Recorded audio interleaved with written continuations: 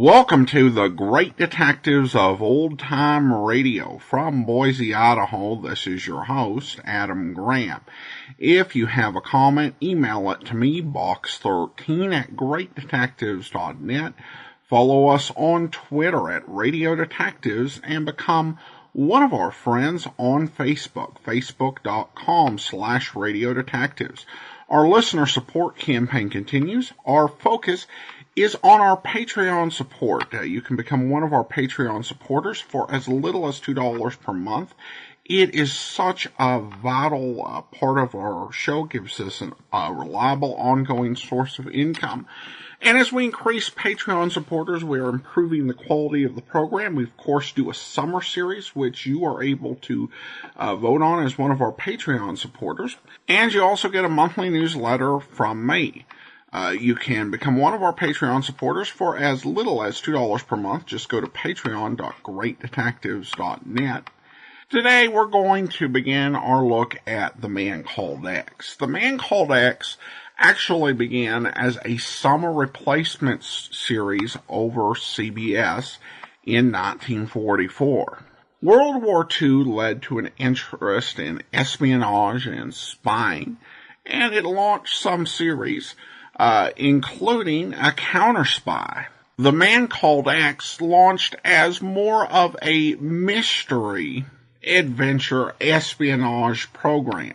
Today we're going to start out with the last program of that 8-week run.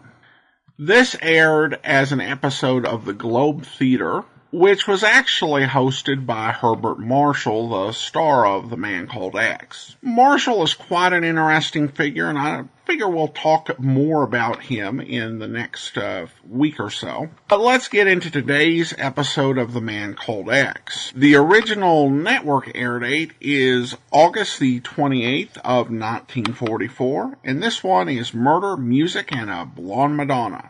Here's your pass to the Globe Theater.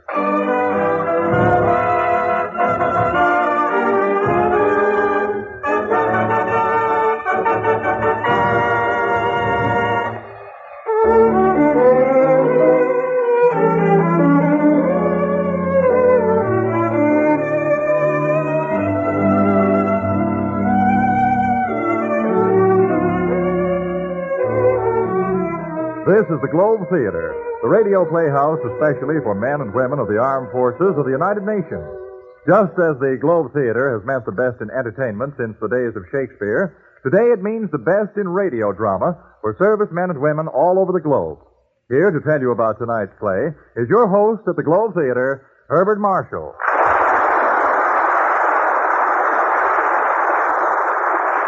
Thank you, and hello, everyone. Your favorite seat is ready and waiting for you here at the Globe Theater. No extra charge for lodgers. And tonight's bill is one that I trust will be well worth the hearing. There is one type of character that every actor longs to play, whether he be Sir Aubrey Smith or Roddy McDowell.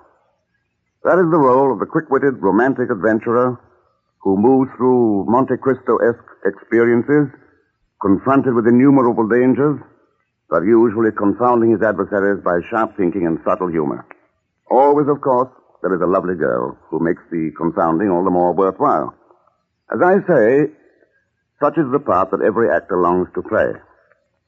Now, there are decided advantages about being your host here at the Globe Theater, for that means that I'm also the casting director. And when a fat, juicy part of the title I've just described turns up, whom do you suppose was chosen to portray it? Well, not Sir Aubrey Smith or Roddy McDowell. I need only add that the title of this play is The Man Called X.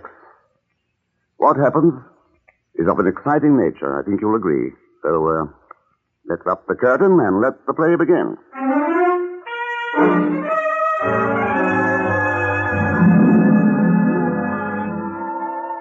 Tonight, he finds himself involved with murder, music, and a blonde Madonna. But at the moment, he and Nancy, his best girl, are sitting in a booth in a smart cocktail lounge in Midtown Manhattan. Ken, darling. Yes, dear. You'll get a kink in your neck staring at that blonde. Why don't you just go over and sit with her at the bar? I won't mind. Nancy, I look at other women only to remind myself that not one of them can compare with you, my sweet. Oh, that's better, Angel. Pietro, Yes, sir? 2 martinis with onions. Yes. I don't know why I ever fell in love with you, Ken. You know, I should have gone for a really attractive gent. Like that one over there.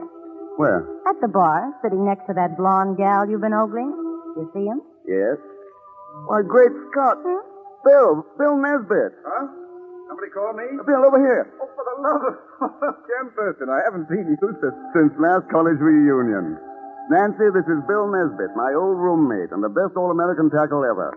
Bill, this is my fiancée, Nancy Bessington. She thinks she's a reporter. I'm glad to meet you, Nancy. Oh, thanks, Phil. I've been following your career, Ken. Congratulations.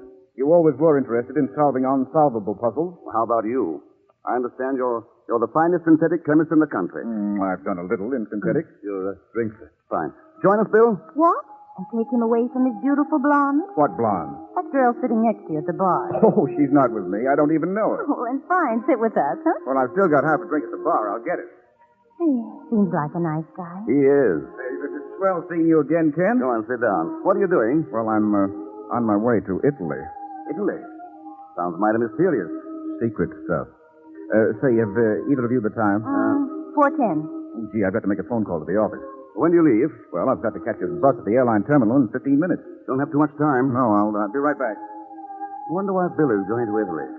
Out of the place for a civilian to go these days. Oh, stop acting like a bird dog in October. Darling, you know I promised you I'd settle down. And I'm going to see to it that you keep that promise, baby. Bartender. Bartender. Yes, sir? Uh-oh, looks like your blonde friend is shutting off. How much do I owe you? Quick, please tell me. That'll be 75 cents, please. Here you are. I think she dresses in horrible taste. Oh, Nancy, aren't you being a little hard on her? Lady, come back. Lady, you left change out of a $5 bill. No, I wonder why she was in such a rush. Probably just remembered her date with her boyfriend. Maybe so. Pardon me, darling, will you? Pietro, where's the phone booth? All right, there, sir. Oh, thank you. Hey, Bill. Are you all right? Hey, Bill. Ken, what's happening? It's Bill. Dead. Oh, no. How? Pietro. Yes, sir? Don't wash that glass he was drinking from. Oh, why not, Ken? I have a hunch the police chemist will find it was full of poison.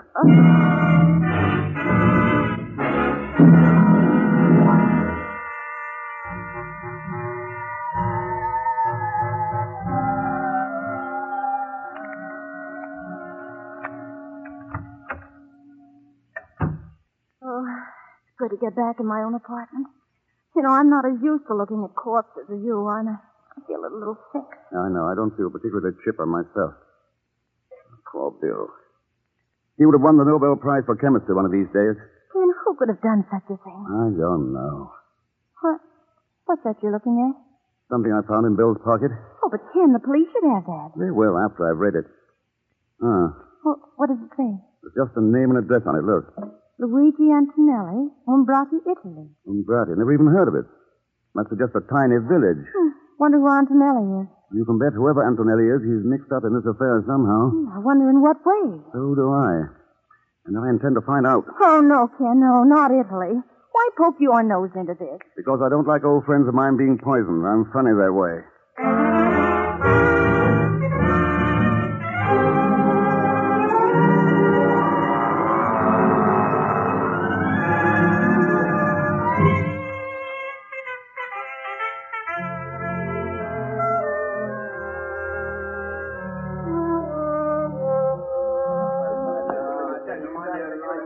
So this is the town of Umbrati. See, Senore Thurston? Not much of it left, eh? The Nazis. They make ruin everything before the Americans succumb. Well, they didn't ruin your spaghetti. It's a masterpiece. Gracias, Senore Thurston.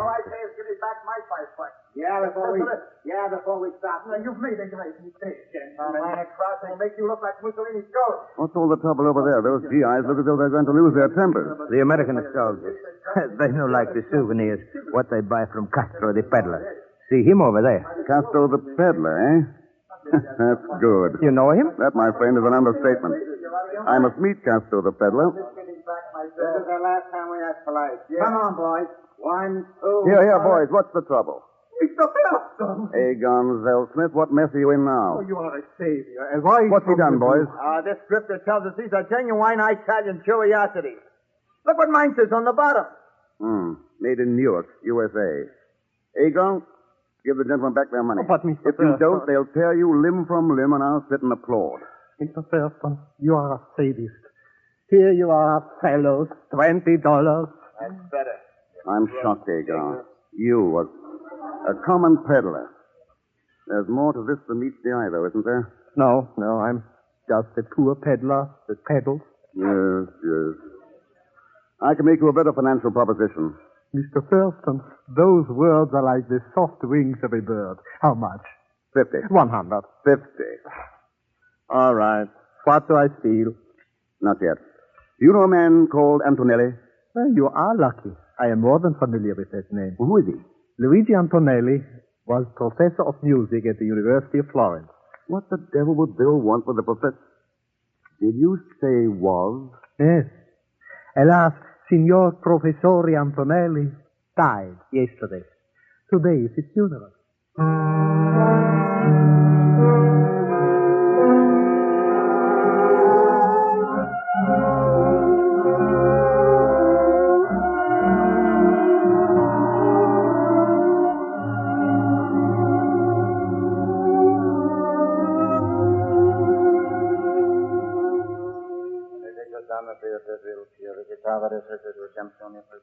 Stand back, Egon. Here, behind this tombstone.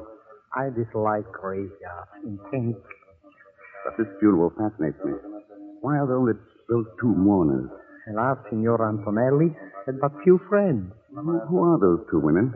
His sister and her daughter. They just arrived from Rome recently. Oh, so they just came down from Rome, did they? Yes? Well, a few days ago, I saw that girl sitting at a bar in New York. Impossible. She just came Egon, it grieves me to tell you this, but you are lying. Mr. Thurston, if you did not pay me so well, I would be hurt to the quick. How well do you really know these two women? Tell me the truth. I have never spoken to them. For $50 more, would you tell me the real truth? In that case... I thought so. But cash? In a cemetery? Well, the dead will not object to a small financial transaction. Cash, please. Oh, all right, here you are. Good. Now, the truth is this. I pretend to be a peddler. Those charming ladies pay me to stay in this town so I can notify them should anyone try to get near their house. Why are they so eager to keep people away from that house? Who knows? Perhaps, I merely say, perhaps, Signor Antonelli is not in that coffin at all.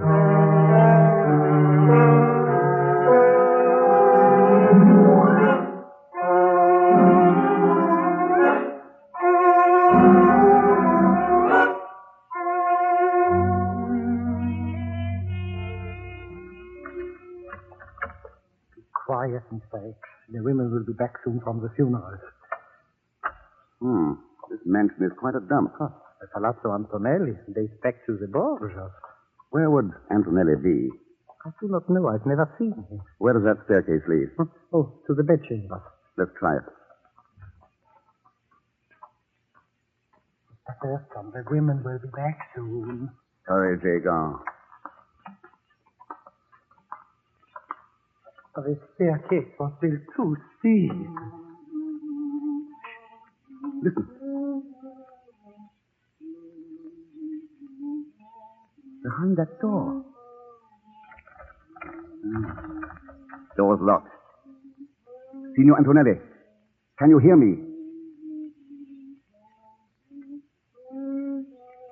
It gives me goosebumps to listen to that.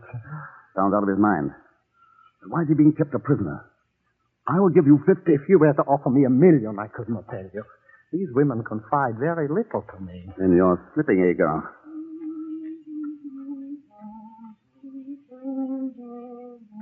Signor Antonelli, I am an American. I know you are being held a prisoner. Can you hear me?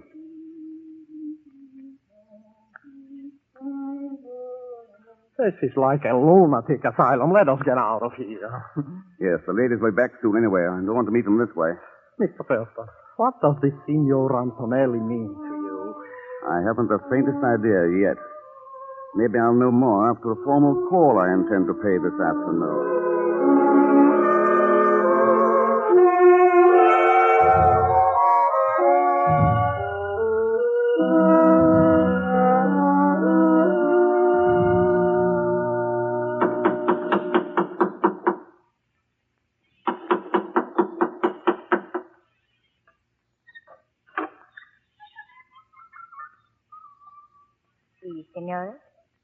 come to offer my condolences at your loss. I'm Signor Thurston from America. I studied music under your uncle at the University of Florence. Won't you come in? Mama, this is Signor Thurston. He knew Uncle Luigi, and he has come to pay his respects. You come at an unhappy time, Signore. But since you are here, won't you sit down? Signora, I too feel your loss very keenly. Your brother taught me much about music and more about life. He was a great man. You are right. I'm glad to know that someone young and a foreigner still holds his memory dear. What was the cause of his death, Signora? While my daughter and I were at Rome, the Nazis occupied this village. They knew how my brother felt toward them. Don't cry, Mama. The past is over. I came here to Umbrati hoping to talk over old times with him. I was shocked to hear. You're very kind, Signor. Not at all. We are being ungracious, Tina. I will get some wine for Signor Thurston. Yes, Mama. The Nazi swine in their retreat from you wonderful Americani at least forgot to loot our wine cellars. I believe you will enjoy our wine. It is the finest in these parts. You will excuse me. Certainly. Strange. Why do you look at me like that? I came to find death, and I found beauty. You are making love to me, Signore. You choose a most unhappy time. When a man is swept off his feet, as I am now, love does not wait on birth or death. I had heard how impetuous Americans were. No, Signore. One tender kiss of, shall we say, friendship. What would my mother think? She's still in the wine cellar. Well, then, one.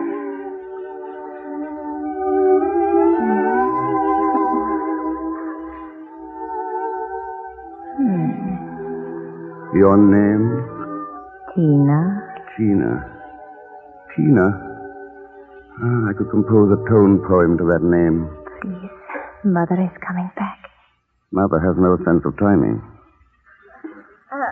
Those steps are hard on an old woman. Here, Tina. Pour Signor Thurston's glass. What an exquisite goblet. Yes. Botticelli made it for our ancestors. Probably the Borgias? Signore does not know his history. The Borgias were poisoners. So they were. Here, Signore.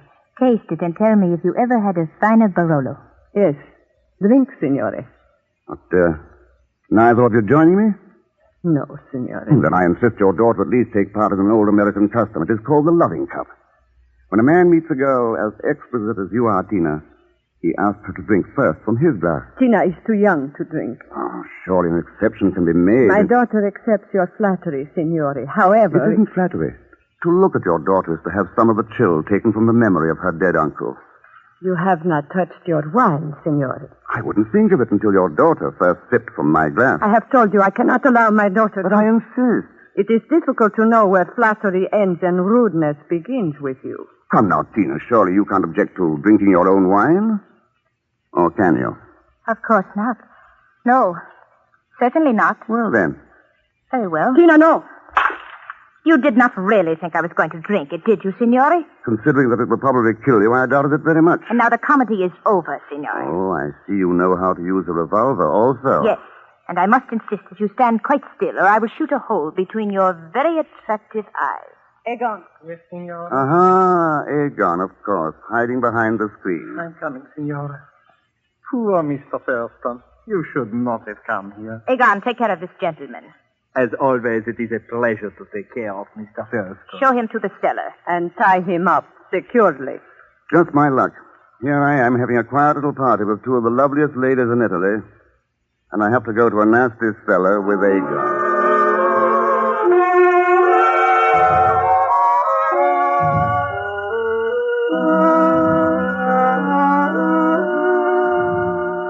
Egon, don't you think that gun is superfluous? With you, I take no chances. Where is your shame? Taking my money and then telling those women who I am. Mr. X, Believe me, it is very difficult to have both a conscience and a bank book at the same time. Oh, dear, what wouldn't you do for money? Offhand, I can't really imagine. How much did they pay you to double-cross me? 1,000 lira. I thought so. 1,000 lira. Not worth the paper it's printed on. It is? Of course not. You're beginning to make me very nervous. Italy is an occupied country, but that money wasn't worth one good American nickel. If I thought you were telling me the truth... Have I ever lied to you? Yes? Yes, but always with such charm, Mr. X. Are they asleep by now? Oh, yes. I heard Tina say that they would take Antonelli across the German lines just before dawn. You have no sentiment, Aegon. Think of that poor old man locked up. For $500, I could reap, bucket, and at the same time cut those ropes. 200. 5. Either my price or I sit here and starve. Which will it be? Naturally, I cannot let you die. It's a deal. No, it's no use unless I can get to Antonelli's room. By the merest chance, I have a key to the room for 50 more. No, 200 net.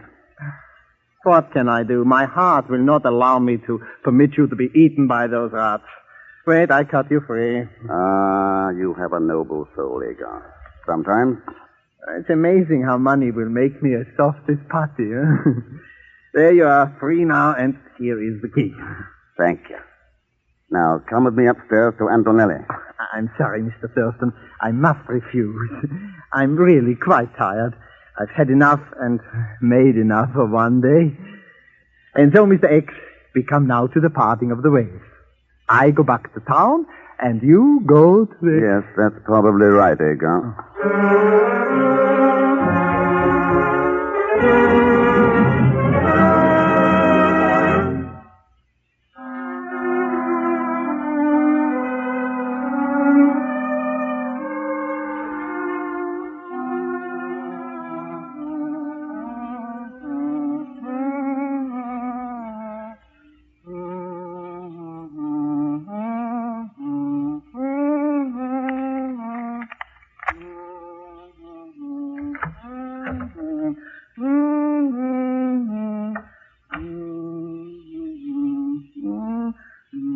Signor Antonelli.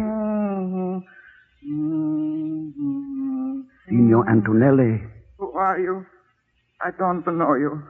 Go away. I don't know you. Please try to understand what I'm saying. It's very important. I've come to take you away. Away from those women. I don't know you. I don't. Yes, I know all that. How can I make you understand? I'll take you to a hospital. I'll take care of you. You'll be well again. Oh, stop humming and listen to me. I do not know you. I do not know you. I do not. My name is Ken Thurston. Go away. You want to hurt me like the women hurt me. No. I'm a friend of Bill Nesbitt. And a friend of yours. Now, I believe you. Great Scott. But I had to make sure. Thank heaven you've come. You mean you've been? It was the only way to keep those women from finding anything out. So you pretended to be out of your mind? Yes, I fooled them completely. Now, how is my friend, Bill Nesbitt? He's dead. Dead? Yes, murdered. Poisoned by your niece, Tina. She is not my niece. She and the other one are agents of the Gestapo. I thought so. But why did they kill Nesbitt? He wanted me to sell to his company my brother's formula. Your brother? Yes, before the war, my brother was one of the great chemists of Europe. Oh, so that was it. What happened to your brother? He was killed by the Nazis. You say he had a formula that Bill Nesbitt wanted? Yes, for a new type of synthetic. What synthetic? Well, I really don't know. I'm a musician. I know nothing of science. But my brother handed the formula to me to keep for the day when Italy would be free. Did the women get the formula from you? No. They tried to get it. Day after day after day. But I fooled them. Good work, Signor Antonelli. Have you got it with you? Yes. Where is it? In this room. So you hid it. Where? Oh, no, good heavens, Signor Antonelli. This is no time to... That's it. That's the formula. I don't understand. What do you mean? When a musician plays the tune in the key of E, using B flat as the code for the letter A. I see. A musical code. Exactly. Played and varied 5 times. Only I know the variations. When it's decoded, the entire formula is spelled out. And you've kept it in your mind all this time? Yes, I assure you it has been nerve-wracking to hum that same tune over and over, but I had to do it so I wouldn't forget. Not quite so fast there, Mr. X. Good evening, ladies. Or shall I say good morning? This is no time for your cheap American wit, Senor Thurston. My daughter is a very good shot. I would advise you to stand quite still. What are you going to do with me? It's all right, Antonelli. We are taking you to Berlin. They will beat me in Berlin. Don't beat me again. Shut up, you fool. So you're taking him to Germany? Yes. We have doctors there who can make that idiotic mind of his spill out its secrets. Keep still, you dithering lunatic. Let him alone, Mother. He is harmless. I cannot stand that humming over and over again. If he does not stop humming, I'll gag him. Don't hurt me. I'm just an old man who hates the fascism. Take your hands off of me. Smart work, Antonelli. Hold up. No, you don't, you little witch. Let me go. Get the gun, Antonelli. I have it, Mr. X. Fine. Don't move, ladies. Shall I shoot them? Both of them? What is this? I don't understand. It's very simple. Signor Antonelli is not the fool you presumed him to be. He is not insane. No, Signor. It's you and your daughter, and people like you who are the insane ones. But now I think I shall do with you what they do with all mad dogs. Mother, I am afraid. Do not let him kill us, Senor Thurston. It will be a pleasure to destroy you both. No, Signor Antonelli. Let's not use their tactics. There will be judges for them. Judges made up of your own people. Hold up your hands, lady. Oh. You've caught them, Mr. X. I'm afraid your heroics have come a little late, Agar. Oh. Is there anything I can do? I'm afraid not. Go to sleep now. Did you find out why they wanted this old man? Naturally. Why? Signor Antonelli had a formula. Tell me, Mr. X, what was it, huh? If the first note stood for chlorine, and the next 3 notes stood for oxygen, carbon, and nitrogen. Yes. What would it all mean? Wouldn't you like to know?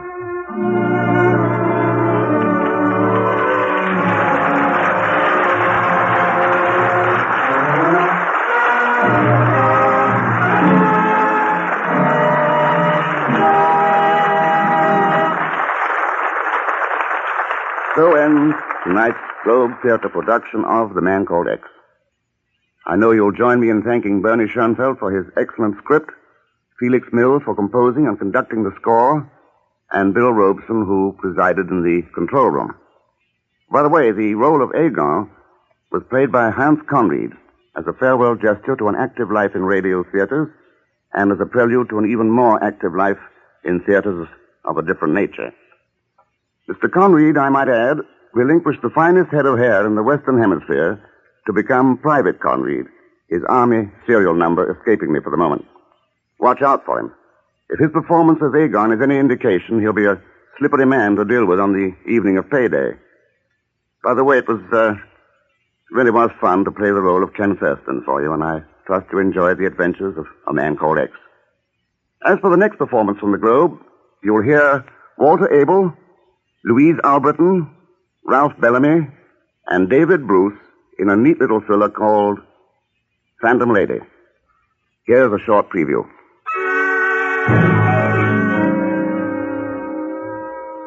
That hit him hard. I could tell by the way he looked, by the way he watched me all night as I sat there at the bar just staring at him, never saying another word. And when he left at closing time, I followed him. He managed to walk rather slowly at first, almost defiantly, as if he didn't care. And then he went a little faster, and faster, and faster until he was almost running. And then suddenly he stopped and turned. What do you want? Why do you keep on following me? You have something to tell me. You're wasting your time. You know what's going to happen to him. You can prevent it. Get it off your conscience. Don't ask me. Go ask the guy that give it to me. Gave you what? Nothing. It was money, wasn't it? Somebody gave you a bribe. I ain't talking, I tell you, and I ain't staying around here either. I'm going to get so far away from here. Look out!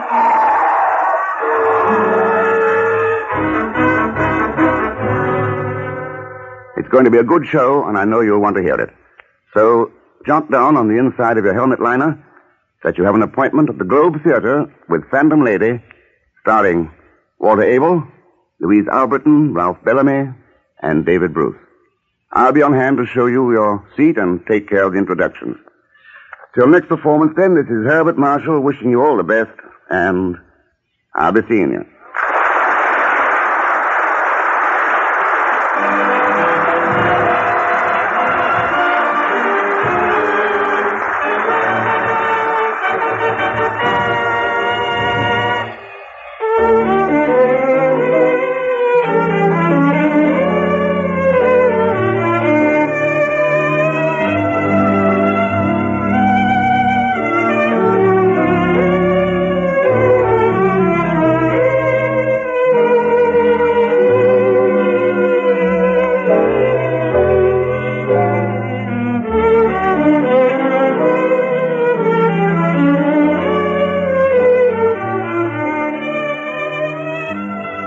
You have been listening to the Globe Theater with Herbert Marshall as host and master of ceremonies. The Globe Theater is presented for servicemen and women of the Allied Armed Forces all over the globe. Listen for our next Globe Theater production soon. Welcome back. Longtime listeners of the program will remember the series Christopher London, which stars Glenn Ford.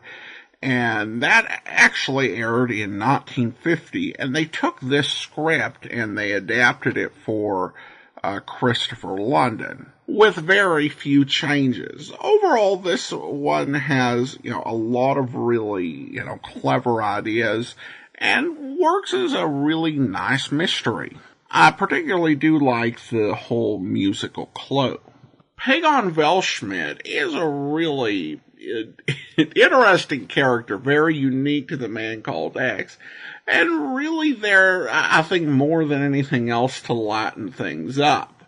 Because, there's just not a logical reason for a spy, a secret agent, to keep someone like Pagon in their lives. But it's definitely, if you suspend disbelief, I think he is kind of fun to have around. Now, this is the only episode where we get to hear the great Hans Conried voicing the role of Pagon. With Conried gone, the role would go to Leon Belasco, who once again we'll talk more about in a future episode. Conried, after the war, would have a fantastic voice career. He voiced Professor Kerplotkin on My Friend Irma. He was Schultz on Life with Luigi. And, of course, he made a number of Disney appearances, as well as other animated series. The voice of Captain Hook and also Snidely Whiplash.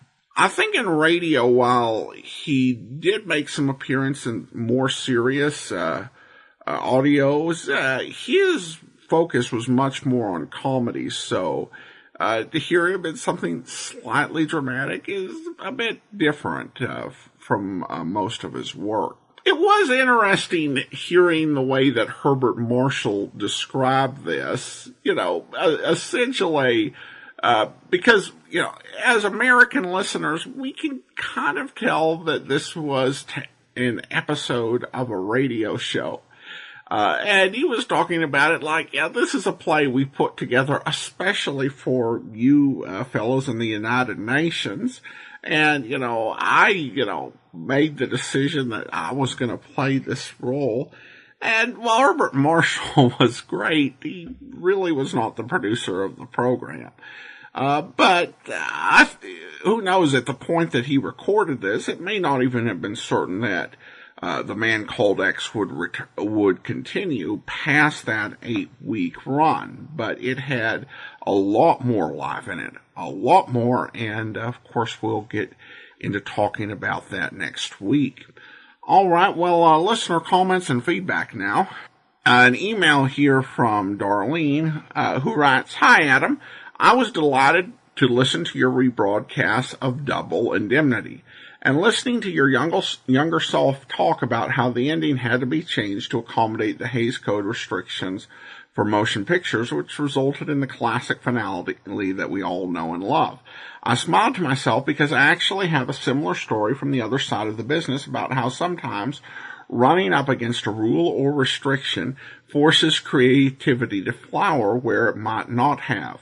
before. I spent many years in the standards and practices departments at several different television networks. One day a script for a popular comedy came across my desk. In this show, family had to leave their small child with a babysitter they hadn't met before. The babysitter turns out to be completely nuts. She dyes the child's hairs black, tells him, now your name is Pedro, and they go off and have fun adventures. The child is returned safely home and his hair returned to its natural color before the family returns.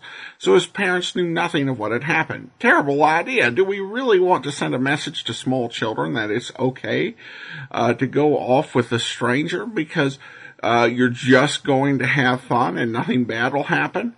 We fought with the producers for weeks. Finally, begrudgingly, they changed the story. Now the babysitter was incapacitated by a sudden illness.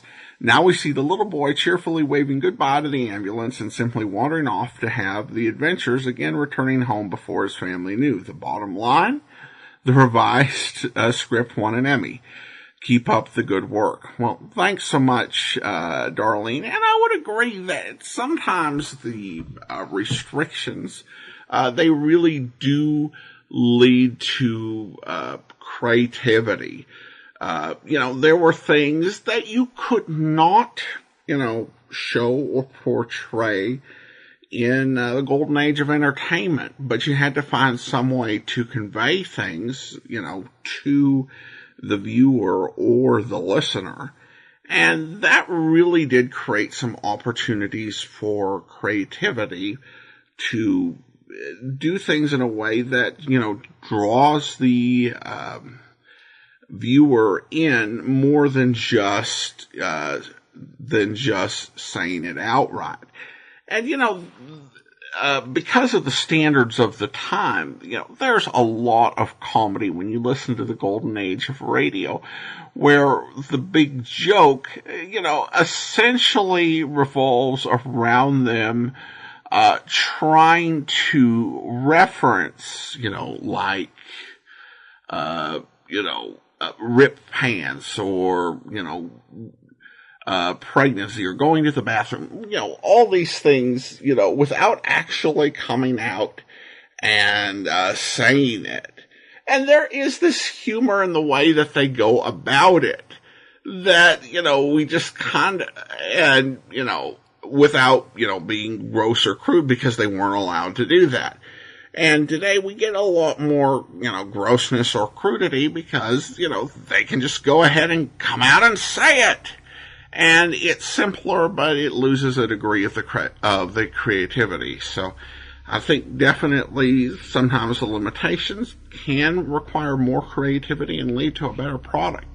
Thanks so much for the comment, Darlene. And I do want to go ahead and thank our Patreon supporter of the day. I want to thank Lewis. Lewis has been one of our Patreon supporters since March 2018. Currently supporting us at the Detective Sergeant level of $7.14 or more per month. Thank you so much for your support, Lewis. And that will actually be all for now. Join us back here tomorrow for the premiere of Raffles, and then we'll be back next Wednesday with another episode of The Man Called X. In the meantime, send your comments to box13 at greatdetectives.net. Follow us on Twitter at Radio Detectives and become one of our friends on Facebook, facebook.com/Radio Detectives. From Boise, Idaho, this is your host, Adam Graham, signing off.